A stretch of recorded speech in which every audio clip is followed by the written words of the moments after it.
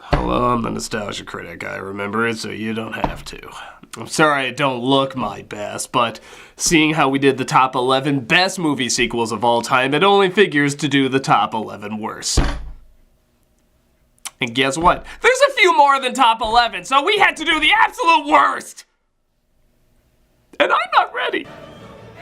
In some respects, sequels are very difficult to do, trying to capture the magic of something people clearly liked and trying to make lightning strike twice while also taking the idea to a new level. But many sequels not only fail at that, but pour salt in the wound of annoyance. There's clearly more bad sequels out there than good sequels, so let's go ahead and determine how these will be judged. We're going to be comparing how much the sequel let down the previous film or films. It also has to have been shown in theaters and come from a series that started with promise.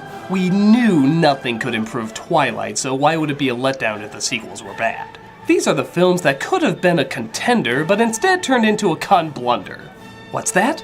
That was a bad add-on to something popular you loved? Well then I got you in just the right mood. We're gonna look at the top 11 worst movie continuations ever. Why top 11? Because top 80 would go too long. This is the top 11 worst sequels.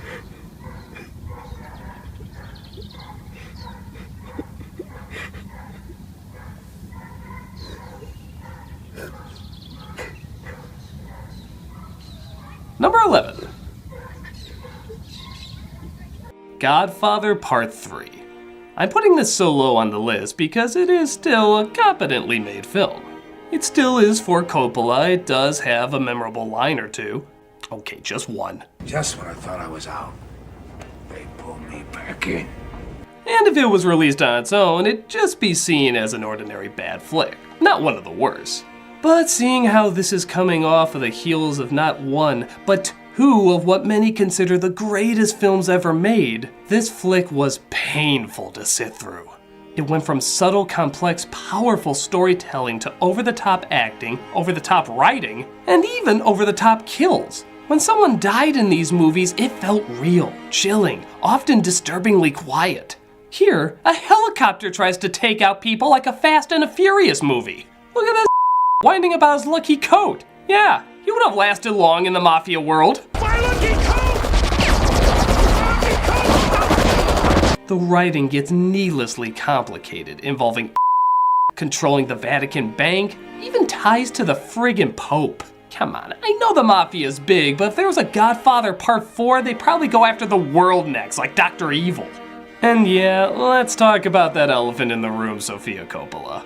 Francis had a tendency of sneaking his daughter into his films, but here he gave her a starring role. And I really love him. I'm your little cousin. I love my family. thank God she can direct. In fact, here's a visual representation of her trying to have an acting career. No! No, I believe! Everybody talks like how people think gangsters talk in mobster movies. I say to all of you, I have been treated this day with no respect.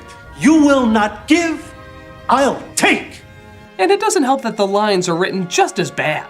He gets the Esquire magazine award for the best dressed gangster. Then I love him first. This was also at the point when Pacino decided it was better to not be Pacino, but instead a really yelling impression of Pacino.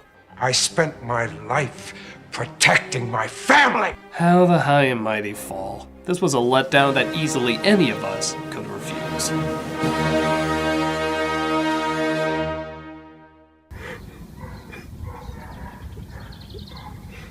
Number 10. Blair Witch 2: Book of Shadows. Some debate whether or not the first Blair Witch Project is a legitimately good movie. Some say it's subtle and inspired, others say it's just shaky cam and screaming. Regardless, it started a whole new genre of horror on virtually no budget, and it changed the course of how many horror films are made. While there's many disagreements on the first one, everyone agrees Blair Witch 2 is with laughable characters, bizarre editing, ridiculous visuals, and an uncountable amount of storylines that go nowhere. Like, none of them. Even the intro, it opens up 4 times. It's like the endings to Clue. Is it multiple choice? Do I get to choose which one we open up with? It doesn't matter because none of them are explained. There's a miscarriage, dead owl, shredded paper, snowing on people, ghost girls, ghost dogs, crash cars, videos play backwards that reveal recordings of murders that may or may not have happened the way it was recorded, and not one solitary instance is ever given a reason why or how.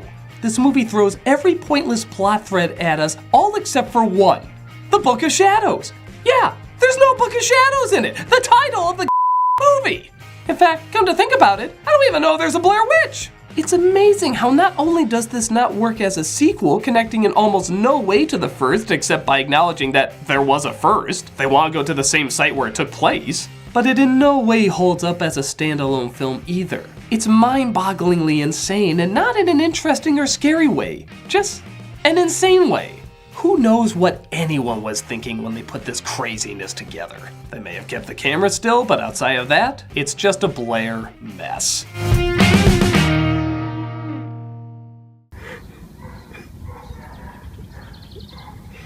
Number 9. The Transformers sequels. It doesn't matter which one, they're all exactly the same. Now don't get me wrong, the first film is a stupid piece of action fluff, but as action fluff went, it could be kind of fun. Michael Bay got a ton of death threats after he was announced as the director of the first film, but after it premiered and audiences saw cool robots fighting, a couple of laughs, and even the original voice of Optimus Prime in there, people seem to like what almost seemed like a satire of the Bay movies while still being a Bay movie. The death threats seemed to stop, but they started right back up again with Transformers 2, 3, 4, and yeah, let's just throw 5 in there even though it hasn't come out yet. Many say that they insult what the original Transformers were trying to do. Others say they're racist. Others say they're sexist. Others say they're whatever other ist there is out there. Others say it's loud, obnoxious, and dumb. But truth be told, a lot of that doesn't bother me as much. What bothers me the most is that they're boring. They are so boring. With the first film seeing giant robots fight each other on such a grand scale in the desert, and the city was never really seen, at least to that size and effort. In the second film, they just fight in the desert. Okay, we saw that. And in the third film, they fight in the city. Okay, we saw that. And in the fourth film, they fight in another city. This is the exact same thing! Some metal piece of comes along to things up. There's some about is humanity worth it to make us think it's trying to be deep. Some dumb jokes of the time that'll be dated really fast. And then it does everything in its power to make explosions mean nothing. Christ, I remember when explosions were such a cool thing. A giant ball of fire. How destructive yet amazing. And now it's like we're watching a bucket of paint. Thank you, Michael Bay. Explosions are now a bucket of paint to me. You sucked out all the excitement. With nothing new ever added and scenes literally recycled, like he just plays the exact same clips, what should be cool and thrilling is just white noise. In fact, that's a perfect nickname for this director, white noise. With no impact, no thought, no good humor, and no interest in doing anything different. These films ask the questions Americans sadly have to ask a lot. If it makes money, why change it?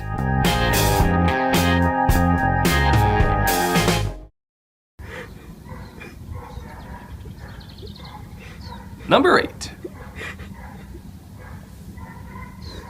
X-Men Origins Wolverine. Is there even a point to having X-Men Origins at the beginning? I mean, they never made another one. Why? Because this movie sucked that hard. There's tons of X-Men, but they never gave them another X-Men Origins movie because, yeah, this killed it on the first try. Now, granted, I know a lot of you were probably expecting X-Men 3 to be in here, but Deadpool. No, really, I don't need to say any more. There is more, but I don't need to say it. Deadpool. But even though I could stop there, let's continue. What should have been the easiest movie to make awesome, a standalone Wolverine movie with Gambit, the Blob, an actual cool-looking Sabretooth, and a story promising betrayal, blood, and vengeance, turned into a X-suckfest. Not only does little to none of the continuity match up with the other X-Men films, but everything is either boring, cliched, doesn't make sense, or going out of its way to fans off. Fan favorite Gambit is barely in the movie. The Blob isn't a mutant, he just ate a lot. That was a necessary change, good job. And of course, one of the most popular and unique Marvel characters of all time, Deadpool, has pretty much no connection to his character whatsoever. The actor Ryan Reynolds was such a Deadpool fan that he spent years and years to get a faithful version of the character brought to the big screen. And guess what? It seems what made people like him now still makes people like him now. Yeah, you didn't need to do the exact opposite of what the character was. I can't believe that didn't work. Deadpool's own film was ruthless at mocking this movie's version of him, and rightfully so. At least with X-Men 3, there was some good action, good visuals, Kelsey Grammer as Beast, interesting commentary on what should be cured and what shouldn't. This just had nothing. Even the action ranges from standard to just cartoony. Walking away from an explosion? Haven't seen that. Oh, give me a break. It's one of those films that should have been handed on a silver platter of awesome. Instead, we got a doggy bag of puke. Bottom line, there's no mutant healing from this one.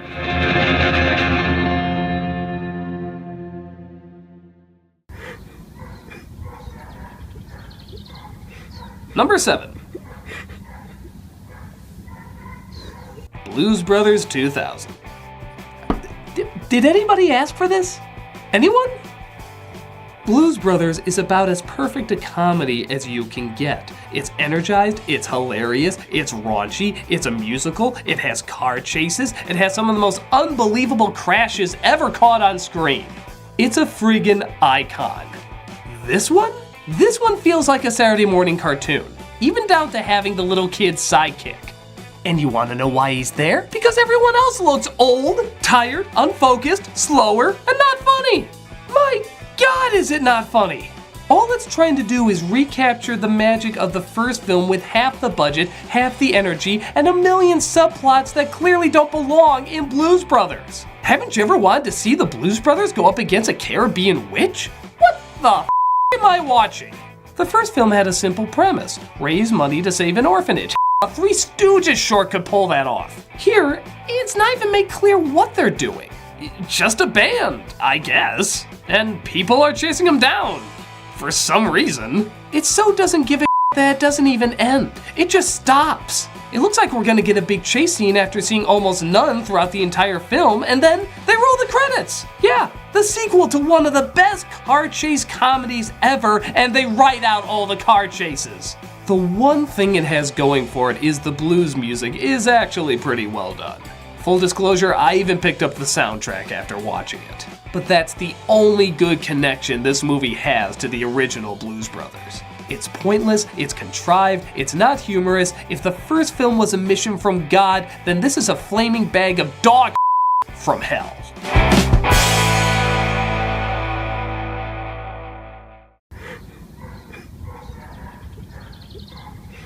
Number 6. Jaws 3D. From the film that created the summer blockbuster to the film often deemed as a summer buster.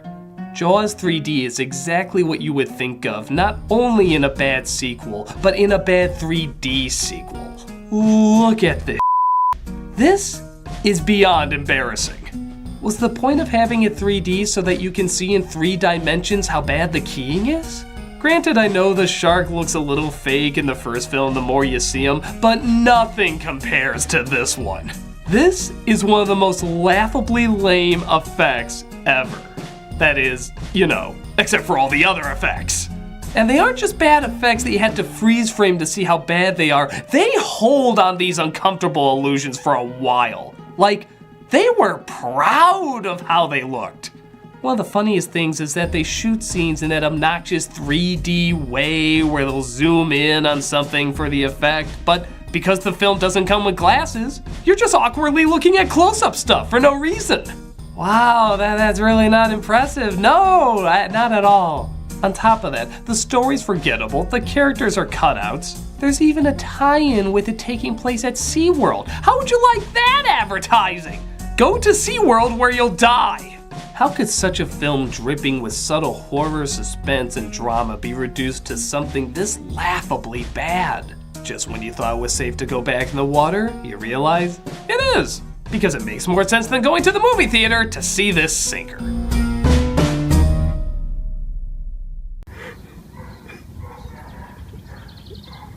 Number 5. Superman 4, The Quest for Peace. It's not like the Superman movies have had the best track record, but easily the worst comes down to 4, maybe 3. No, 4. Yeah, 3, 4. We'll say 4.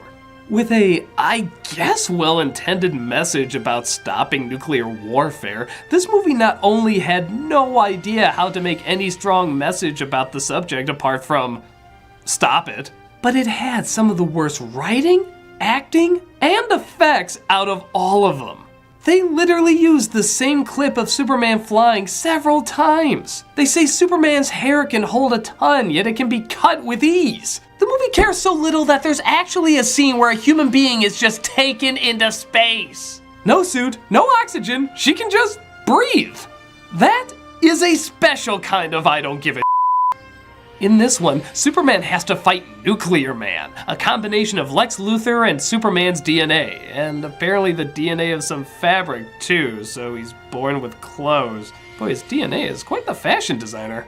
Most of the film is just them fighting. The message about nuclear warfare is abandoned surprisingly fast. The Quest for Peace pretty much has no peace in it, but a hell of a lot of beating. What message were they even trying to get across? That abandoning your nuclear warheads could result in a super alien demon? Actually, the idea of getting rid of the warheads technically leads to more destruction, doesn't it? None of it adds up! From recycling scenes, to recycling villains, to recycling literally the same footage, this follow-up is anything but super.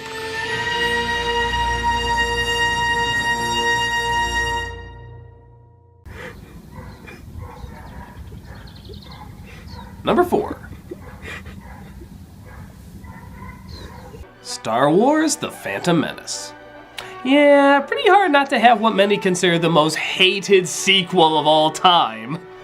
Though I technically think Attack of the Clones is a worse movie, Phantom Menace gave much more of a letdown than really any Star Wars viewer, fan or not, could have expected. Going from a simple story with strong themes, likable characters, and a well-defined mythos, this prequel gave us way too much story, boring / annoying / racist characters, and poop jokes.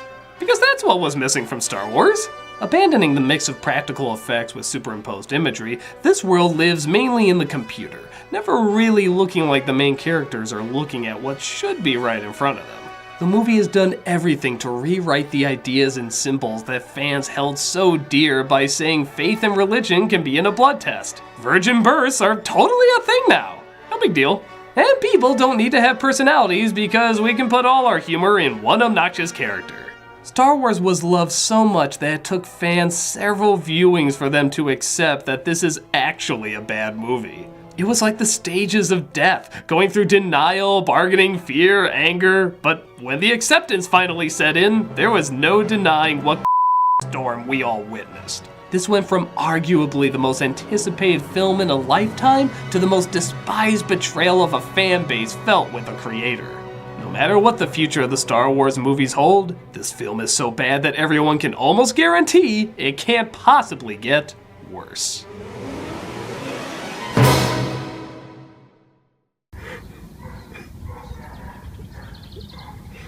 Number 3. Batman and Robin. Let's try to be fair. Batman has been through purposefully degrading past lives before. This is clearly trying to be one of those silly, mocking satires of the superhero. But that's funny. I don't see Adam West or Burt Ward or Mad TV Presents. In fact, I see the actors from the previous serious movies that they were making not too far back. So, how does this make any bat sense? Nobody wants to see a corny satire of our beloved superhero. They want to see the superhero taken seriously. This is about the clearest example of not being taken seriously. Not one iota. As bad as Batman Forever got, it did at times at least try to be a real Batman film. This is a hardcore mocking of a precious icon all the way. And even with that said, it's not a very good mocking. Everything here is either a diet version of the Adam West Show or just ice puns, all delivered horribly. It's like if Spaceballs was the 5th Star Wars movie. It's not even like that, because Spaceballs is funny. It's more like if Disaster Movie was the 5th Star Wars movie.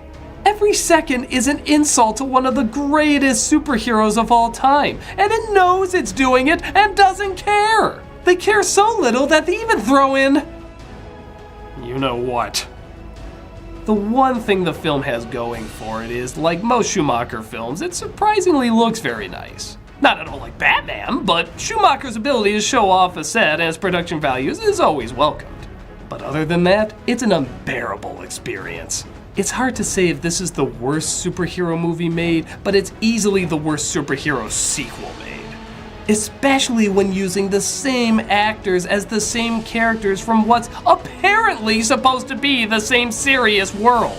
How on earth would this have worked? What mindset thought this made logical sense? All I can say is, holy bat joke.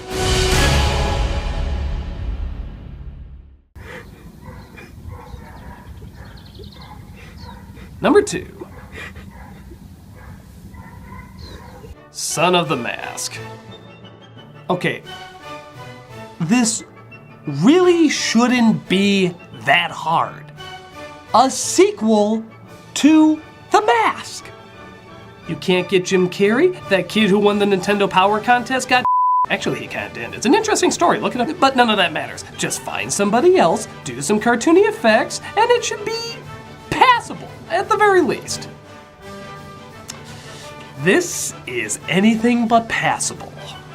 This is not only one of the worst sequels put together, with some of the most horrifically nightmare-inducing imagery, but it often makes a lot of people's worst films of all time lists. It's so ugly, so poorly rendered, so tragically casted, so terribly written, that just thinking back on it often triggers post-traumatic stress disorder in most viewers. It's loud, it's hideous, it's not funny, it makes no sense, it has some of the worst CG in history, and its horrifying visuals still can't have us believing that they actually called it a family picture. Every moment of this film is an endurance test, asking you how much of your senses can we assault before you hate all humanity. It's non-stop annoying, non-stop idiotic, non-stop terrifying. This movie's the son of something, all right, but it definitely ain't The Mask. Before we get to number 1, a few runners-up. Home Alone 3. It didn't try hard enough to be on this list, but that's also why it's an honorable mention. X-Men 3. Wolverine is worse, but killing off a ton of your characters adding up to nothing is a good way to piss off a fanbase. Spider-Man 3. Stupid, yes, but the other films are stupid too. This one just took that one step too far. Terminator Genesis. So the other films are totally retconned now, huh? Whatever, everybody's already forgotten you. The Pirates of the Caribbean sequels. Stop being so needlessly long and complicated. You're a Pirates movie, not Lawrence of Arabia. Clerks 2. Because Clerks always needed a bigger budget for bigger stars and dance numbers. Really captured the spirit of the original there. Highlander 2. The first one ended fine. Why give bad writers a chance to muck it all up? Die Hard 5. Wanna hate John McClane? Now you can through one easy step of watching this. Mortal Kombat Annihilation. We knew nobody liked Mortal Kombat for the gore, so we took that all out, giving you the B-movie story and characters that made it popular to begin with. You're welcome. All right, let's get to it. The number 1 worst movie sequel of all time is Troll 2. I mean, how can it not be? This is not only considered the worst sequel ever made, this is often considered the worst film ever made. It does everything a horrible sequel is supposed to do. It has awful acting, awful writing, awful effects, and it of course has nothing to do with the first Troll movie. Literally nothing. There is no connection. In fact, they're not even technically trolls. They're goblins. Spelled backwards. This is such a bad movie that they actually make good movies on what a bad movie it is. There are documentaries studying this film. It's something of a marvel. Now the catch is, it is very similar to The Room in one of those it's so bad it's good things. It is hilariously awful and incredibly entertaining, which could have some people debating whether or not it should be number 1. But that's not what we're judging. We are judging worst. And if a movie, even by the people who acted in it, call it the worst film ever made, I think it's probably the worst sequel too. It's a film so bad it goes into that realm of being positive. A movie that brings a smile to your face. A perfect anomaly. Its choices are not only dumb, they're mentally challenging. How could anyone be okay with the decisions made? How did anyone say, yes, that'll do, on to the next scene? It's an amazing film so bad that it truly has to be seen to be believed. It's been talked about so much it enters the realm of legend. Everybody who knows bad films knows this movie, and anyone who knows bad sequels have to be reminded of it because they forget it even is a sequel. It has that little to do with the first, even though there's a 2 in the title. It gets absolutely everything wrong. It just so happens to get them wrong in all the right ways. It's a blunder so big that everybody needs to see it. When somebody says this is the worst of the worst, it's hard not to turn to them and say, yep, I can't argue with that. Are there any that we miss? Well, leave them in the comments below and by God, tell us how you survived them. I'm the Nostalgia Critic. I remember it so you don't have to. Oh.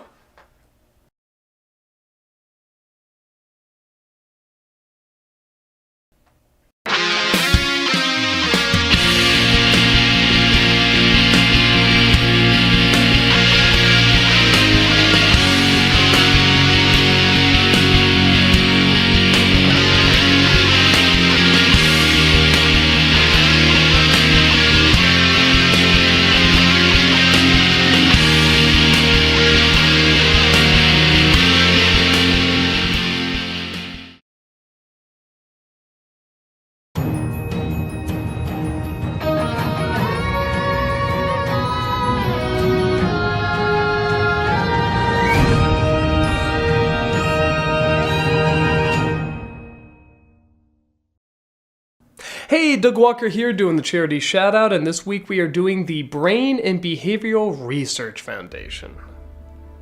Since 1987, this foundation has awarded more than $346 million in grants to more than 4,000 scientists around the world. Their mission? Alleviating the suffering caused by mental illness that will lead to advances and breakthroughs in scientific research. 100% of all donor contributions for research are invested in grants, leading to discoveries in understanding causes and improving treatments of disorders in children and adults. Many of those conditions are depression, bipolar disorder, schizophrenia, autism, and anxiety disorders like obsessive-compulsive and post-traumatic stress disorders. If you look at their site and their YouTube page, you can see all the various places around the world and all the good people they try to help. Mental health is crucial to a healthy life, and these people know it. Definitely take a look at their wonderful organization and see how you as well can help them make the mind as strong as possible.